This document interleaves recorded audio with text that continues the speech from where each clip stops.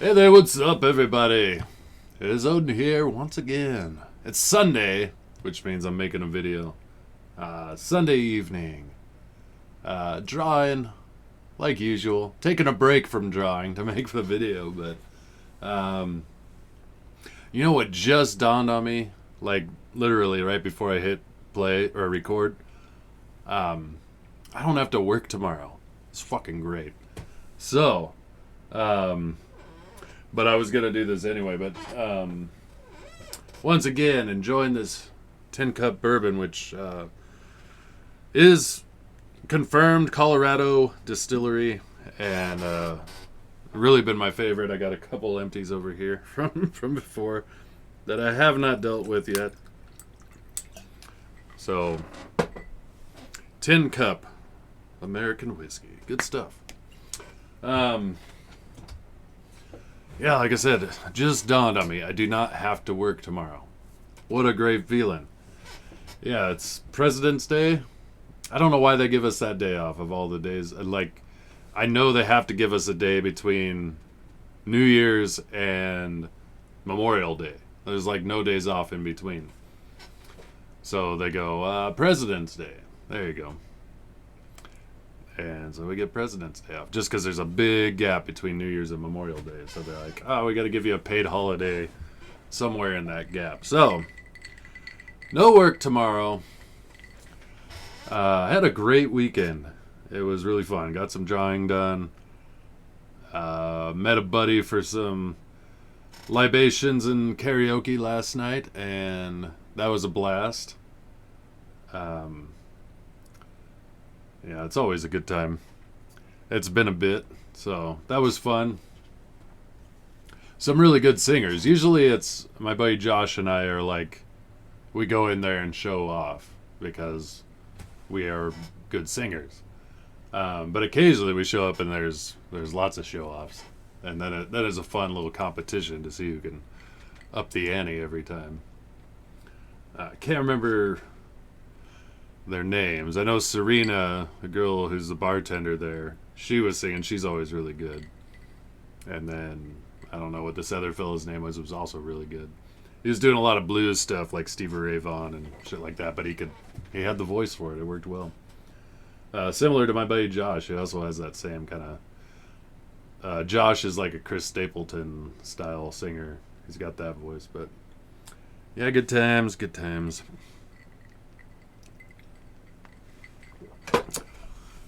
So yeah, we're inking on page 78 as we narrow the gap of all the pages being done.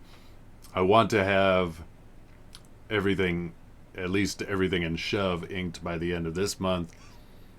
And then hopefully everything from Cole, which is just 3 pages more, inked. I would like to have all of it done by the end of this month. We'll see.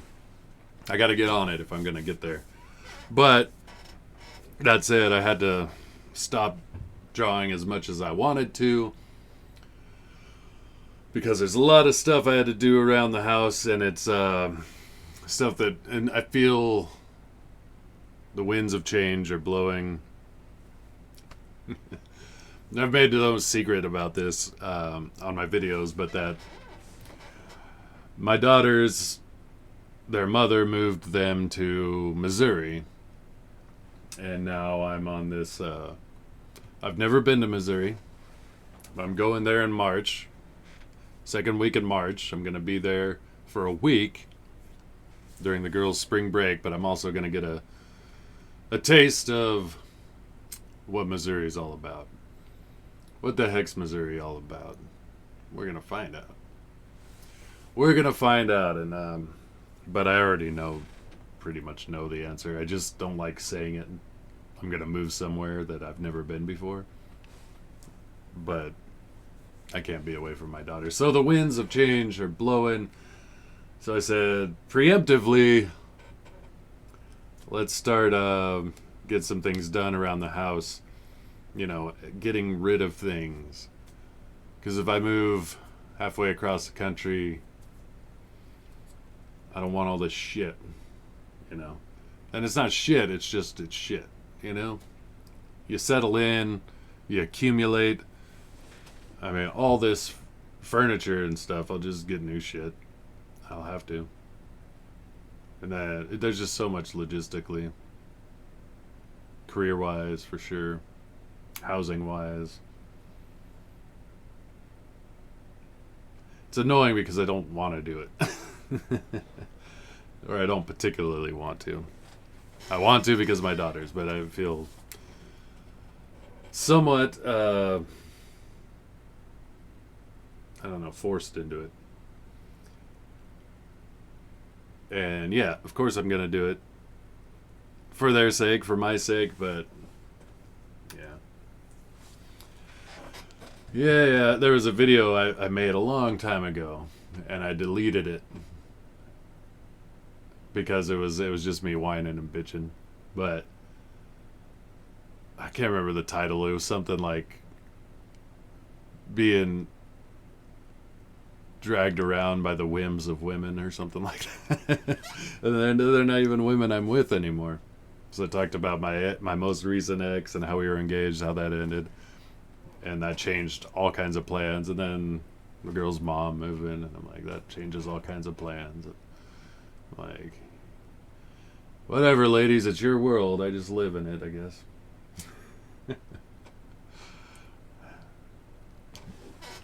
But someday my daughters will graduate and do their own thing, and then I'll see what they end up doing. If they all like stay located in the same spot and they don't really spread out to the far reaches of the world, then whatever spot they locate at, I'll go there.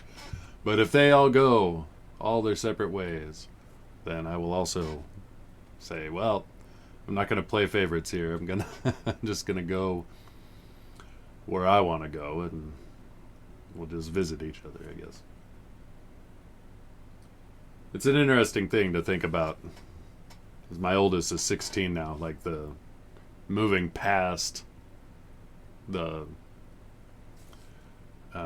dependent stage. But I know where I was as a young man, like having my parents around was really helpful. When I moved away from them, or I was kind of like trying to do my own thing at first, it was met with highly mixed results. But they were always this kind of buffer. So, that's all I want to be for my kids. I want them to be independent. I mean, my parents, I don't know if it was conscious, but they raised a bunch of very independent kids. Again, I don't know if it was conscious, but I don't know if it was their parenting style, but it just happened. But I'm sure that made them proud. Let's see. Like I said, working on page 78. Nearly done. We're at a really fun part of the story where all these pages are getting funner and funner. And it's going to be a point where I'll make a video, but I won't show what I'm working on because it's too much of a spoiler. Like, this is with friends like these. And it's like the last 4 pages, basically the ones coming up, are so much spoiler that I just... Like, even though I'm totally free sharing pages all the time, letting people see them, there are some things you gotta keep under wraps. So there were 4 pages in Monsters Exist that nobody's ever seen, except Demir and James. Only 2 people besides myself have ever seen those 4 pages. And that was the final 4 pages of Monsters Exist. It's like everything's leading to a head. It's like, I'll share all this stuff with you, but it's like the payoff, I gotta leave that for people to read. So what else? Like I said, a good weekend. I don't have to work tomorrow. Lots of good stuff. I mean, it's tempting even now to be like, should I go karaoke again tonight? But no, I'm settled in. I got my drink, but knowing I don't have to work tomorrow opened up that possibility. I'm gonna talk about this. This has been a long time coming. I got this in the mail yesterday, and yeah, like I said, it's been a long time coming. Fatal. Packed this a long time ago, 2 years ago to be exact. And it looks great. You know, it's one of those kind of set it and forget it deals. You know, and then it just shows up and you're like, hey, cool. I got it mostly for Charlie Snogan's art, which is fantastic. So I'm excited to read it. I haven't read it yet. I've just been thumbing through it and looking at the beautiful, beautiful pictures. Away with Murphy's Law.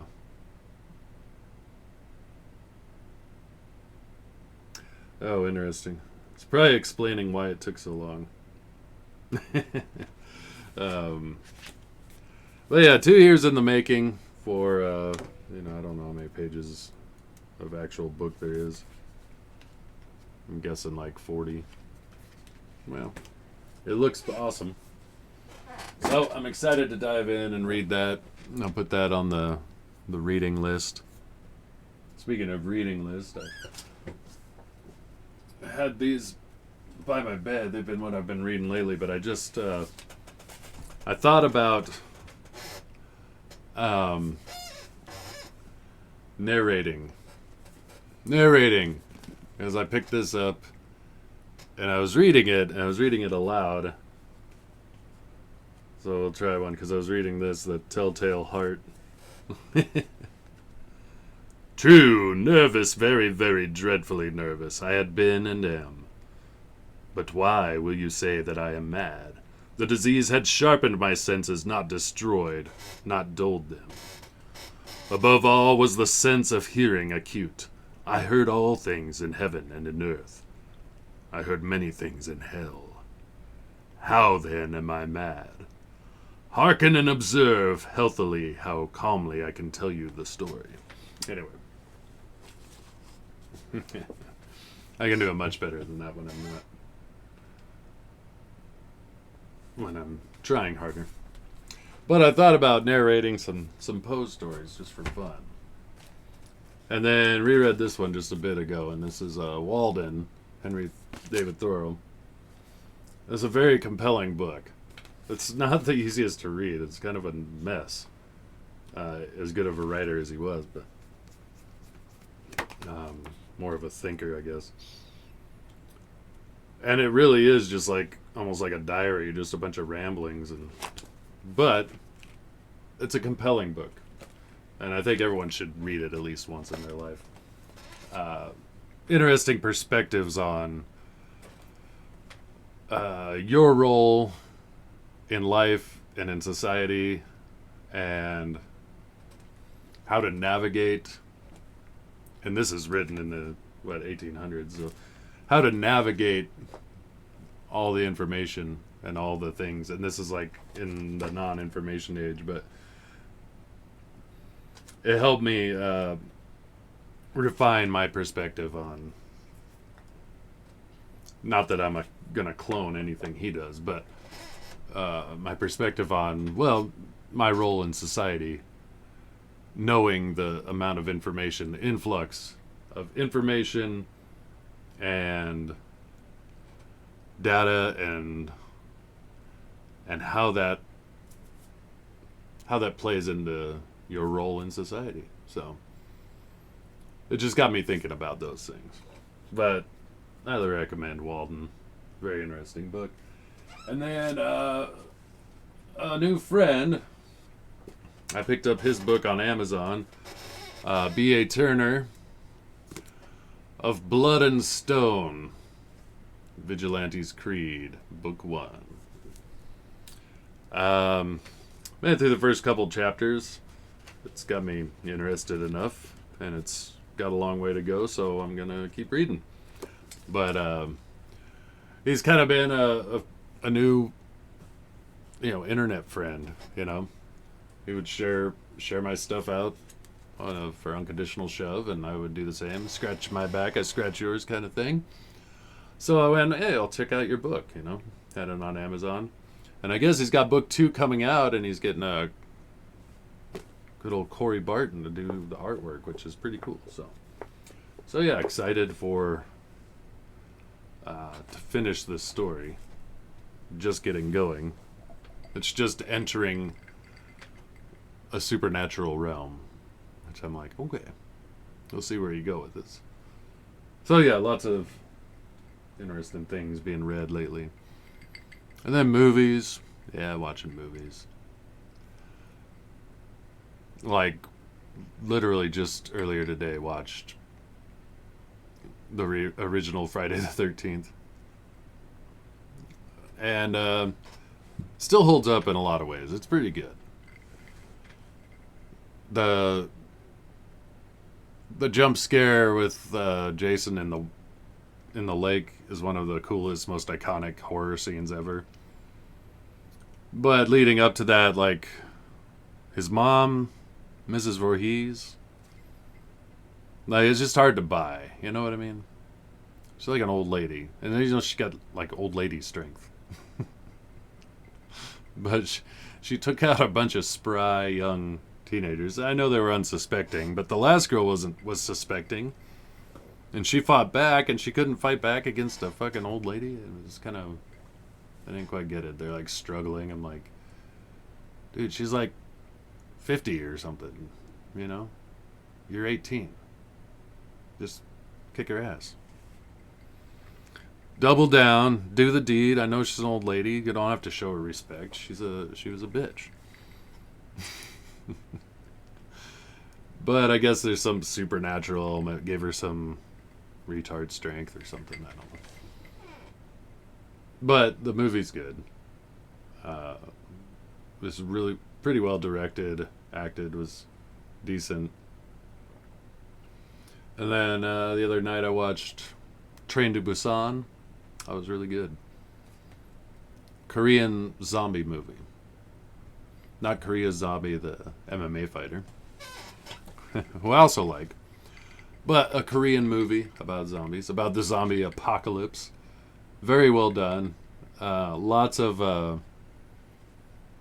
scenarios where you don't think anyone could get out of it and they find a way out. You know, like they just go through that over and over, which is the fun part about the zombie apocalypse movies. Or any kind of high action adventure kind of stuff. But what got me, because I watched a dubbed version, and it's, it takes a while to get over the fact that their mouth doesn't match their voice, and their voices always sound kind of weird. But it seemed well acted from what I can tell. Again, you're hearing voice actors, but you can tell by the actors' faces how well they're doing. And as a father, it's a hard movie at the end. I mean, through the whole thing, you're putting yourself in that position, but just really well done. Very good movie. Really enjoyed it. And look forward to some other Korean horror movies. They're out there.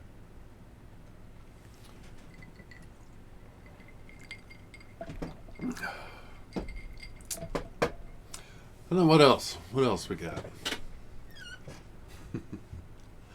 I don't know what else is really going on. I just got to finish what I'm doing. Hard at work on that.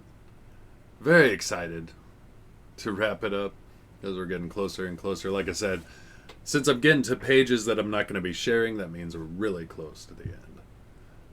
This might be the last page I share. I know the next page is really cool, but I'm not sharing it. I can't.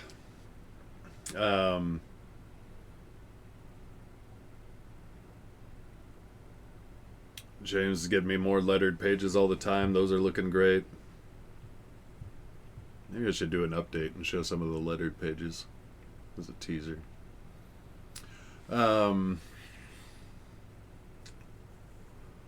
What else? I feel like there's always things to talk about, and then when it comes time, I forget.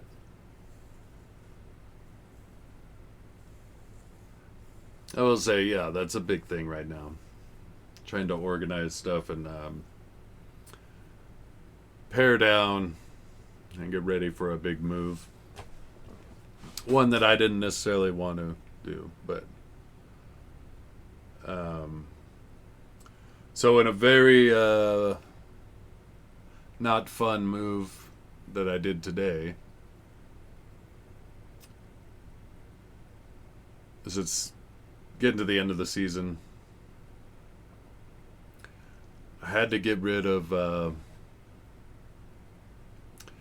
all my snowboarding gear, all the girls' snowboarding gear. That was hard, but the chances of us, I'm probably not going to be here during the winter next year. I can say 90% sure that I won't be here in the winter.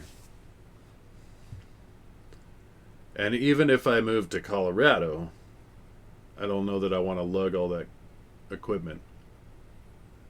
Because it was kind of getting older. The girls were starting to outgrow their boards. Would have had to upgrade anyway. But there's a lot of memories tied up in that as I went through all their stuff, you know.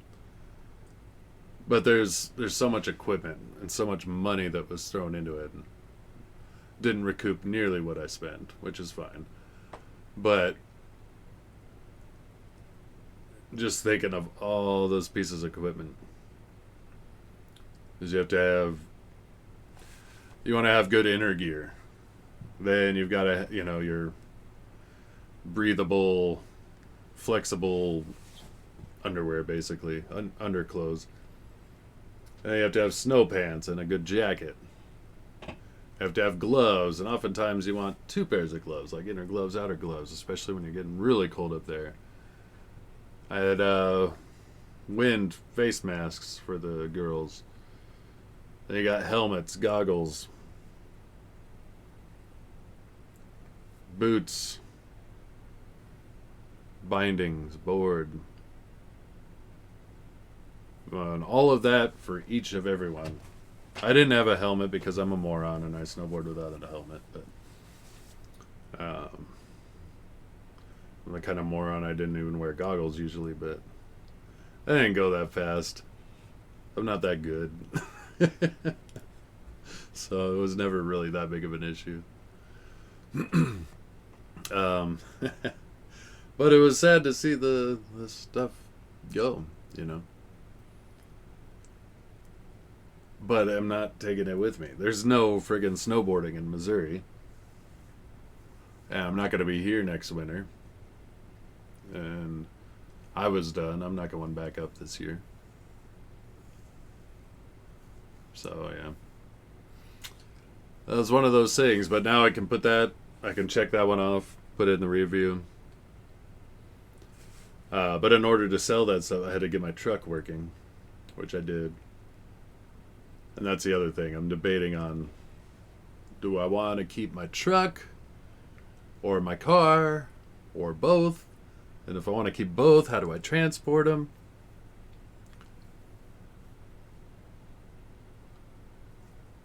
The smart money right now, especially, because truck value is good, is to keep the car, sell the truck,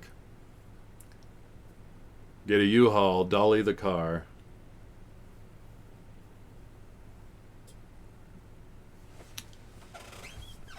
but I love that truck. And there's things on it like, oh, if I fix this, I can sell it. It'll sell way easier. And if I fix that, and then I'm like, but if I fix those things, I'm going to want to keep it, Because it's got dual exhaust, but they're kind of rusted out. And I'm like, man, if I upgrade that exhaust, that'll help sell it.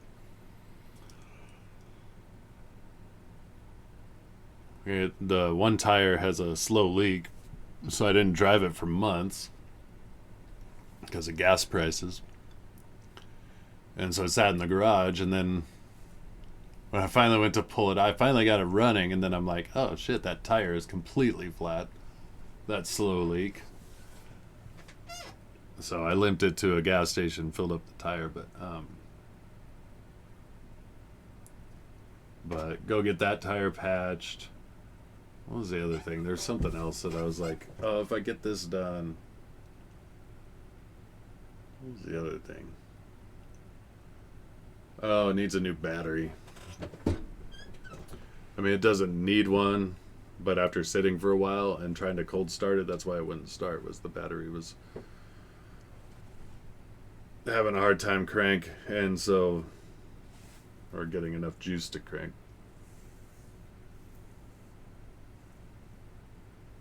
So new battery. But if I do all that, then I'm just going to want to keep it. But how could I transport 2 vehicles? The only way I see is if somebody would let me store one of the cars, either the car or the truck. Probably the truck. No, probably the car. So I'd rather put the mileage on the car than the truck to drive. If I dollied the truck, left the car at somebody's house, if somebody would be so kind, fly back, and then drive the car back. But at that point, I go, how much is the plane tickets? How much wear and tear am I putting on that vehicle? At that point, I got to start looking at, if I sell the vehicle, plus the money I would save from the airplane and the gas and the wear and tear to get back over to Missouri, maybe I would just buy a new car. Because I like having both. I don't know. Things to ponder and consider. Anyway, that's neither here nor there. Back on Conditional Shove if you have not yet. Look it up on Indiegogo. Check it out. Strongly consider backing. It is a fun book. We're nearing the end. And yeah, I'm hoping to have everything ready. All the lettering, all the coloring, all the line work, and everything done by the time I get back from Missouri. So late March to go to print, fulfill in April. That's the hope. That's the hope. No, you can never, don't hold me to it. I just received a book that's 2 years late. But we're going to do everything we can to get it out this spring. So, and it should be totally feasible, but yeah. That's the other thing. I kind of want to get that done and taken care of before I move.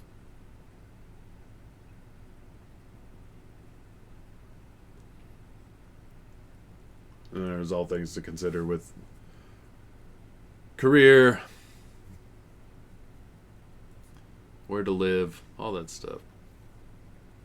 Anyway, that's what's pressing in the mind of Odin. I'm sure there's lots of other cool things I could be talking about right now, but I'm going to leave it there. That's what we're going to talk about.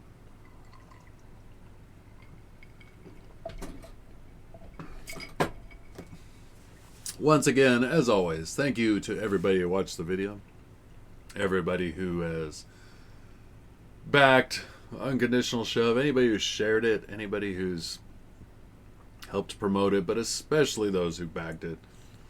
I'm really excited to get it into people's hands, and really hopeful that it's well received and well enjoyed. I know I've enjoyed the hell out of making it, so. And even to this point, I'm like, oh, the future's wide open. Like it's gonna be all uphill from here, or all downhill from here. I mean, like, just got to break that cherry. Like, and that's one thing I don't know if anyone understands till they do it, but that is like a big moment. So I was a performing musician for a long time. That was a thing. Like the first time you go on stage, the first time you just grow a pair, and you're like, I'm going out there. All eyes are going to be on me, and I'm going to perform. I'm going to perform I'm not going to freeze. I'm not going to be weird about it. I'm going to go up there and do what everyone expects me to do, which is kick ass. It's like that. It's like one of those things. Like, and once you break that cherry, then you're like, done it. I've done it. Now, I can do it again. I can do it better. And then I can do it again and even better. And just like, that's the idea. So, excited to get it out. Of course. And I've said this many times, but the most exciting thing to me is just going to be have a copy for myself. Like to hold a copy that, obviously I love the idea of people getting their own copies and just being like,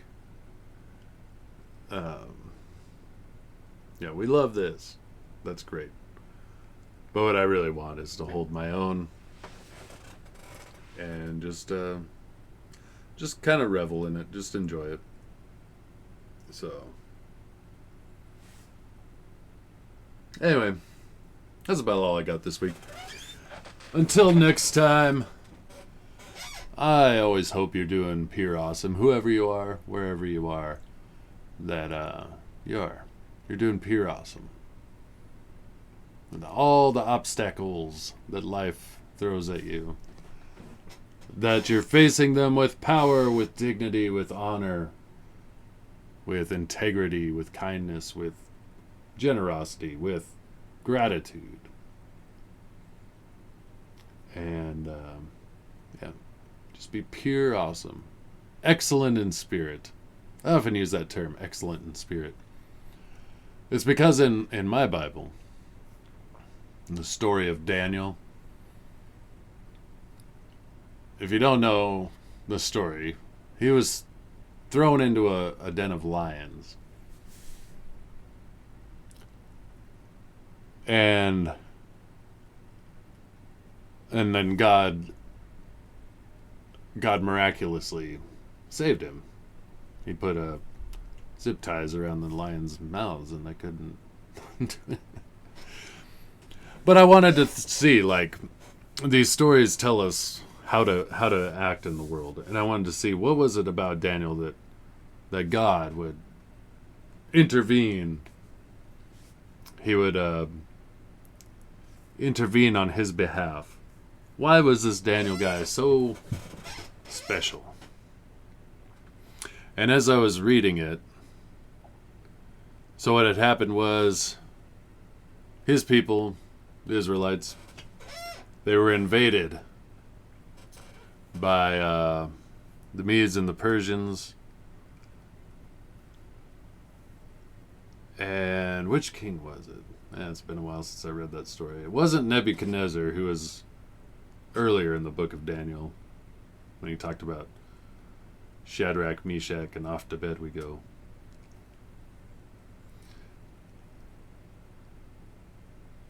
I can't remember which king. But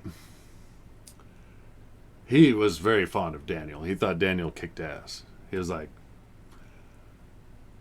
And Daniel would pray 3 times a day. That was his one exemption. That, and he wouldn't eat certain foods. There was like that. But there were some people who didn't like Daniel. You know, like... Sometimes when you're doing awesome and there are still people who are like... they almost hate how awesome somebody is. And that was Daniel. He was like head and shoulders above the rest.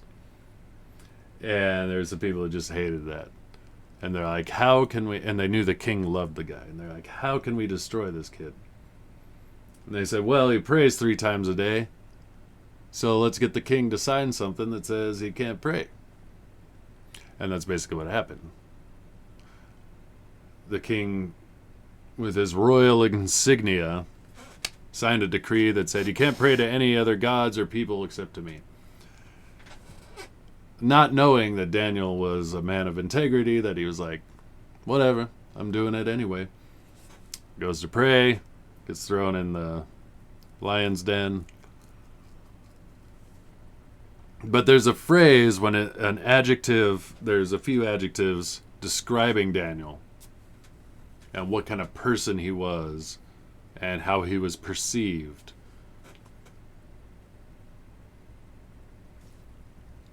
And one phrase, I've read it two ways, and I think in my Jerusalem Bible it says, he had a marvelous spirit.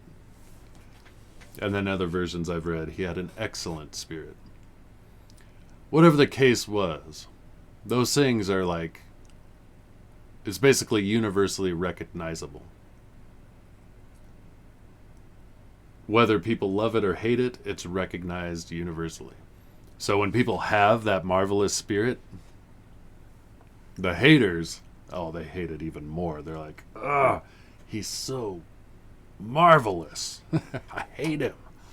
And then the people who love you go like, this person's just, you like being around them. You know, like everything's better when they're around.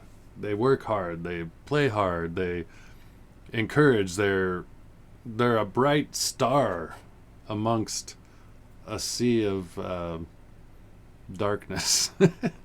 you got, there are those people you just come across in life, and like, you could be at a party or some kind of gathering, and then like that one person shows up and you're just like, and your heart does like flip-flops. You're just like, hey, it's so-and-so. I can't believe you're here.